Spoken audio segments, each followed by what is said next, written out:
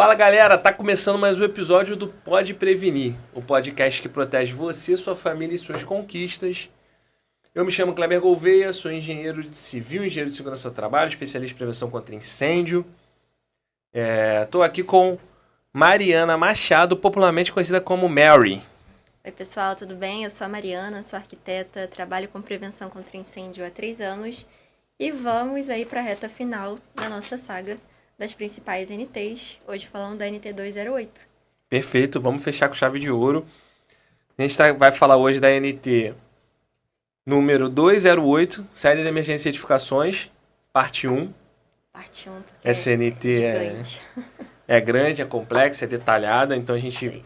optou por dividir em duas partes, mas a gente está indo bem perto do final dessa trajetória, né? Então, para quem ainda não viu, né, assiste lá os 3 episódios da semana anterior, que é NT 201, NT 205 e NT 206, acertei? É um Exatamente. milagre. A gente está falando sobre as principais notas. Com essas notas você já é capaz de fazer um projeto, de fazer uma análise das medidas básicas de emergência. Aproveita e dá o like, se inscreve no canal, assina o sininho para você ver quando tiver novidade, quando tiver episódio novo. Me segue lá no Instagram, @rogofire e @klebergouveia_. E vamos começar? Vambora. Então vamos nessa. A gente vai falar da NT 208, tá?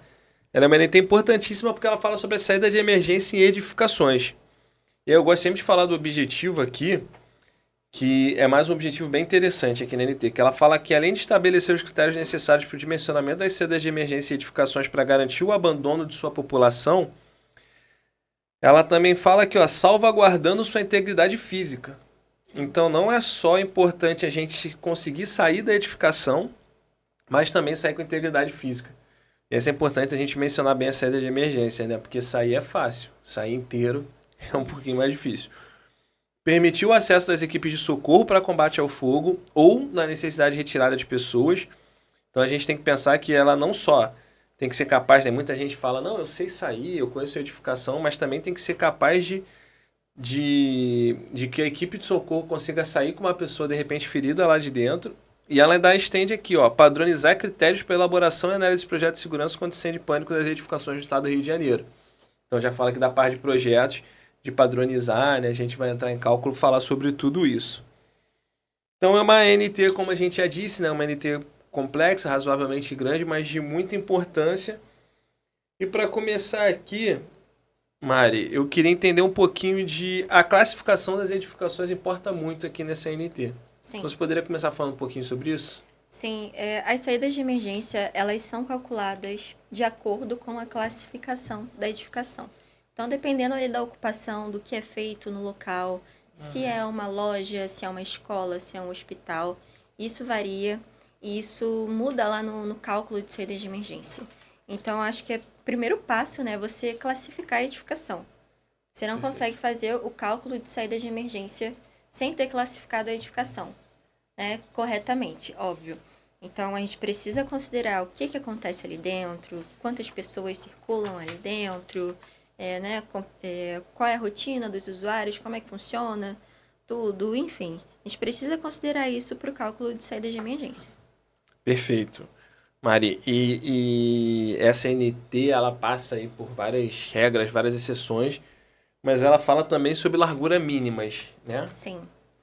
No geral, a NT, ela estabelece que a largura mínima das saídas de emergência para edificações no geral tem que ser de 1,20 m.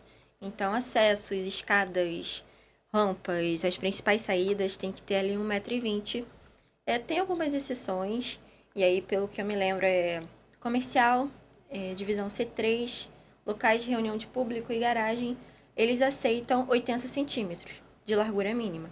Tá? Mas, no geral, eles estabelecem 1,20 m. Perfeito. Mari, e sobre essas exceções, falou, né? E tem uma isenção também, né? Tem algumas edificações que são isentas desse... Sim, sim. Para edificações de até 2 pavimentos, como eu falei, elas são isentas de escada enclausurada. Para as edificações de 2 pavimentos que são isentas de escada enclausurada, dessas divisões que eu acabei de falar, que é o comercial, local de reunião de público e garagem não, perdão, foi hospitais, que são edificações que têm ali serviços de saúde, né? Eles permitem os 80 centímetros de largura mínima. Perfeito. E a questão dos acessos, escadas e rampas também tem uma questão particular nisso, né? Sim, com certeza. A gente precisa entender isso como é um dos principais critérios dessa NT. A largura mínima de saída. A gente precisa ter ali uma edificação que atenda essa largura mínima. Né? Isso é pensado até lá desde o projeto mesmo de arquitetura. Então, construiu o prédio, construiu ali a escada, os corredores, tem que já saber desses critérios de 80 centímetros, de 1,20 m. Isso está em nota, a gente consegue consultar para cada tipo de edificação. Então, caso tenha esquecido ou tenha ficado um pouco confuso essa questão de, não, mas algumas são isentas, outras não. Dá uma consultada, né, uma olhada na NT, porque essa nota, essa NT 208, especificamente ela tem muitos parâmetros e muitas exceções, isenções. Então, a gente precisa estar atento ao que se enquadra, de repente, numa classificação que é comercial, numa classificação residencial. Então, os parâmetros, eles variam de acordo com a classificação. Então, é muito importante estar atento. Perfeito. Isso é uma daquelas NTs que a gente tem que olhar caso a caso. Exatamente. Sensacional, Mari. Eu acho que aqui, aí a gente chega num ponto aqui que existe em comum dessa NT, né? Que é onde a gente fala, acho que talvez seja até o ponto mais importante e que eu percebo que muita gente não dá um devido valor para isso, né? Que é o cálculo de população, certo? O que é esse cálculo de população? Para que ele serve? Por que a gente coloca ele em projeto? Fala um pouquinho para a gente sobre isso, por favor. Cálculo de população é super importante e ele está ali atrelado ao cálculo da saída de emergência. Então, esse cálculo da saída de emergência, ele é feito conforme o número de pessoas que ocupam a edificação. E aí a gente não considera apenas as pessoas que ficam ali de forma permanente, que é a população fixa, né? Mas também as pessoas que transitam um dia, outro dia, enfim, não necessariamente sempre, mas é a população flutuante, né? E a gente pode até dar um exemplo de um shopping. Perfeito. Tem a população fixa, que são os colaboradores, os funcionários do shopping, e tem a população flutuante, que são os consumidores, as pessoas que vão lá numa loja ou vão na praça de alimentação. A gente precisa considerar essa população no cálculo de saída de emergência dessa edificação. Legal. Mari, então assim, varia para cada tipo e aí vai depender muito se tem população fixa, né, se tem atendimento ao público. Tá, e esse cálculo ele é dado por qual fórmula? Bom, esse cálculo é dado pela forma N é igual a P sobre C. Eu vou explicar um pouquinho o que é cada letra, né, para o pessoal entender como é que funciona, onde que a gente acha as informações, né, mas o N, ele é o número de unidades de passagem que a gente considera e arredonda para cima. Caso dê um número quebrado, a gente arredonda para cima no número superior imediatamente. Não, perdão. Número inteiro imediatamente superior. Exatamente. O P é a população, que a gente calcula conforme o coeficiente que a nota dá pra gente, né? Então, essa nota ela também tem diversas tabelas, ela tem diversas informações que a gente consegue ver ali já prontas, é só pegar o número, jogar na fórmula e a gente consegue calcular. Então, nada é tirado da nossa cabeça, tudo é tabelado, tudo está constando em norma.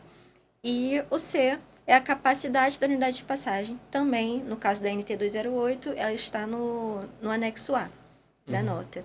E agora, só explicando um pouquinho o que é essa unidade de passagem, né? É a capacidade, a largura, é o vão mínimo, né? A largura mínima ali de 0,55 metros, ou seja, 55 centímetros, equivale a uma unidade de passagem. Então, 2 unidades de passagem, 1,10 m e por aí vai. Então, a gente considera esse número, que é um número fixo, é um número tabelado, consegue aplicar nessa norma e, de acordo com a classificação da edificação, a gente vai ter coeficientes diferentes, né, na tabela e vai conseguir aplicar isso na fórmula e chegar ali a um número, de fato, a largura mínima que a gente precisa ter na edificação para as pessoas saírem de forma segura, né? Então, um vão que atenda as pessoas que ocupam essa edificação.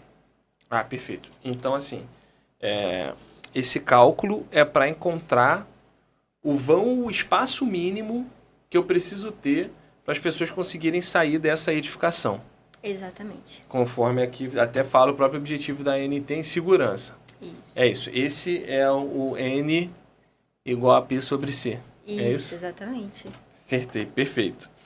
E então, além de observar todos esses detalhes, né, eu tenho questões de largura, eu tenho questões de... Eu tenho que fazer esse cálculo, eu preciso saber a população. A população, como você falou, está tabelada no anexo, né? Isso, a população a gente vai verificar lá no anexo A. Para quem é do Rio de Janeiro, vai verificar no anexo A da NT208, que é essa que a gente está falando, de saída de emergência, e vai conseguir calcular de acordo com a área do ambiente que você está calculando, ou do pavimento, enfim, depende do que você está calculando. Se é uma sala, se é um pavimento, se é o térreo todo, enfim. Você vai encontrar esse número lá na tabela, né, no anexo A, e vai conseguir achar ali a sua população. Perfeito. Eu percebo que essa NT também é uma NT que tem muitos anexos, assim, ela toda hora te joga ali pro anexo, então é realmente assim, é um trabalho de vai e vem, não tem jeito. Mas eu acho que uma coisa importante a gente falar, pro pessoal não desanimar, é que você, assim, o primeiro é um pouquinho mais chatinho, você vai e volta, o segundo você fica mais, né, vai ficando mais fácil, daqui a pouco a NT já tá na cabeça, já sabe onde encontrar cada coisa, já consegue interpretar ela de uma forma mais palatável, né? Sim. Um ponto importantíssimo, Omar, que eu vejo assim acontecer muito, isso dá dor de cabeça, é a questão da abertura, do sentido de abertura da porta, né? Isso. A ANT, ela estabelece que as portas, né, as saídas de emergência, elas devem ser abertas no sentido do trânsito de saída. Até para facilitar ali no momento em que as pessoas estão correndo, estão querendo sair rápido da edificação. Quando a gente empurra a porta, é mais fácil do que você parar, você puxar, você dar a volta e sair. Né? Então, isso já está na NT. Ela diz que a porta ela precisa ter esse sentido para a saída mesmo. Ah, perfeito, Mari. Isso é importante porque as pessoas têm que imaginar que assim, a gente não vai estar abrindo a porta de forma assim, como se fosse um dia normal, né? Vai estar todo mundo correndo naquela direção, Sim, sob forte impacto emocional ali para abrir a porta. Então esse é um detalhe que também é muito importante e muitas vezes causa ali um desconforto porque, por exemplo, em alguns condomínios você tem uma rota de saída, né? Você precisa que a porta abra, mas às vezes essa porta está dando acesso a algum lugar que permite que outras pessoas entrem e não passem pela portaria, principalmente condomínio comercial. sim. Então é importante olhar isso com carinho, porque a NT coloca isso, né? Que precisa que se abra no sentido do trânsito de saída, né? Sim, isso deve ser visto desde o projeto também. A gente precisa colocar ali o sentido correto da porta, né? Porque isso é até algo que os analistas do Corpo de Bombeiros, eles olham com muito cuidado para a questão de saída de emergência. Então, cada detalhe importa, cada detalhe pode virar uma exigência que a gente precisa cumprir, que a gente precisa retificar. Então, até mesmo o sentido de abertura da porta é essencial a gente colocar de forma correta, pensando já na prática, né? Pensando é, como que vai se dar a saída, né, das pessoas da edificação. Então, a gente precisa pensar como se estivesse acontecendo um incêndio e tá aquele tumulto, tá aquela correria, né, o desespero. Então, até no projeto a gente precisa pensar nisso. Perfeito. Olha, eu tenho uma situação especial para edificações com 15 ou mais pavimentos, né? Sim, a nota também fala que edificações com 15 ou mais pavimentos, elas devem possuir duas escadas de emergência, né? Exceto para algumas edificações. Aí, mais uma vez, a gente está colocando ali algumas isenções, né? Nem toda a informação que está na nota serve para todas as classificações de edificações, precisa estar atento a isso. Então, esse caso dos 15 pavimentos ou mais, que precisa ter duas escadas de emergência, exceto para edificações das divisões A2, A6 e G2.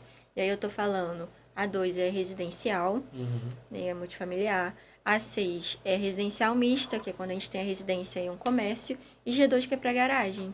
Ah, excelente, né? Tem que ter uma atenção, Sim, né? Principalmente nessas exceções, né? exatamente.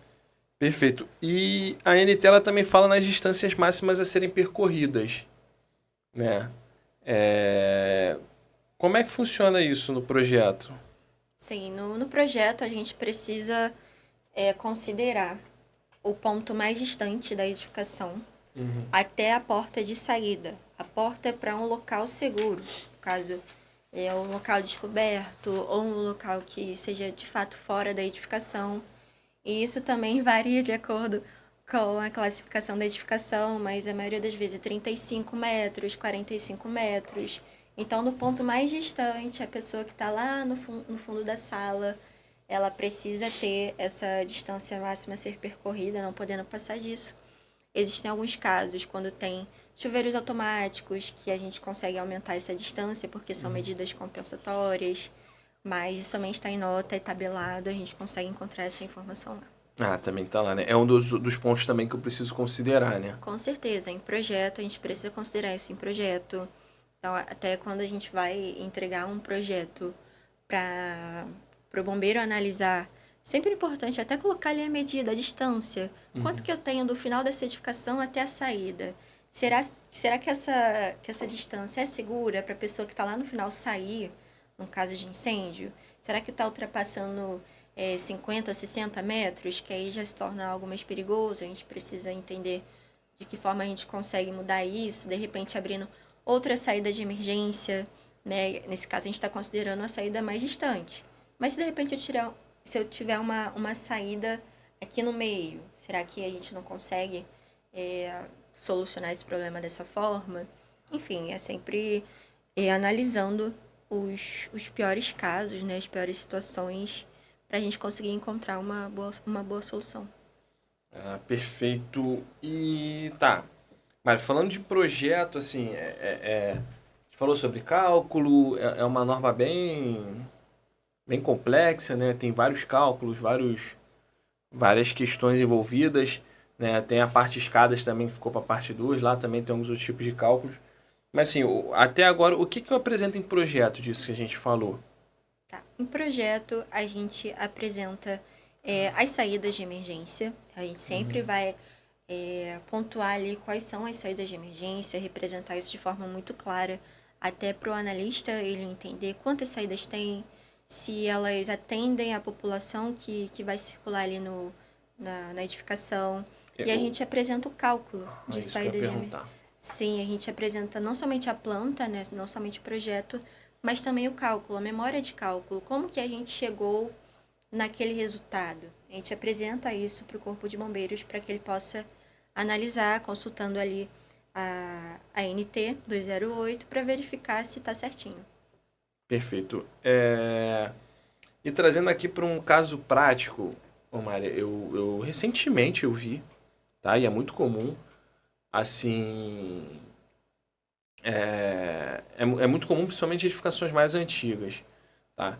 Em um corredor, uma família comprar um apartamento e aí de repente um parente, o filho, o primo ou um irmão compra o apartamento do lado, né? E aí eles fecham o corredor, né? Eles colocam uma grade para isolar ali aquela parte da área comum daquele corredor para eles, né? Eu não vou entrar em mérito se isso é permitido ou não por convenção de condomínio, não cabe a gente.